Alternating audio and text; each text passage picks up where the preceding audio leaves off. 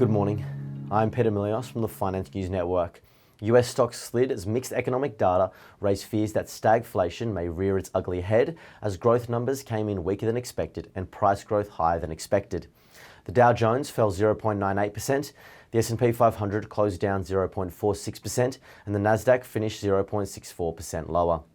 Markets were surprised by a soft US GDP print for the first quarter that showed a 1.6% expansion versus expectations of 2.4%.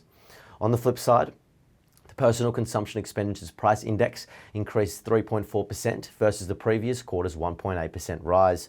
Both numbers taken together raise concerns that a stagflationary environment may be looming on the horizon. Following the GDP print, traders are now expecting an easing of Federal Reserve monetary policy. Fed funds futures trading data has suggested there will be just one interest rate cut this year, according to the CME FedWatch tool. The GDP print has added further pressure to an already tense market, contending with concerns over a pullback in growth among technology earnings.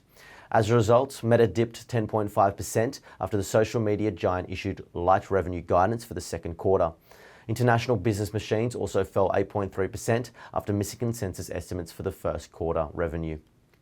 Alphabet and Microsoft reported results after the bell. Alphabet surprised analyst expectations, showing a significant increase in revenue, growing at the fastest rate since early 2022. The company's announcement of its inaugural dividend payment, along with a $70 billion share buyback authorization, contributed to the positive market response, propelling Alphabet's market cap past $2 trillion. Microsoft also surpassed analyst expectations. The company's revenue grew 17% year over year. The company's cloud segment, particularly Azure, showed accelerated growth supported by its emphasis on artificial intelligence, highlighted by the launch of the Copilot AI add-on for Microsoft 365 subscriptions. Turning to commodities, the prices of cocoa have been on a tear this year and could top $15,000 per tonne, as poor harvests have led to shortages.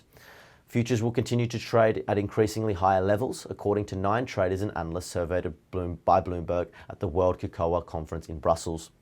Turning to US sectors, the performances were mixed overnight.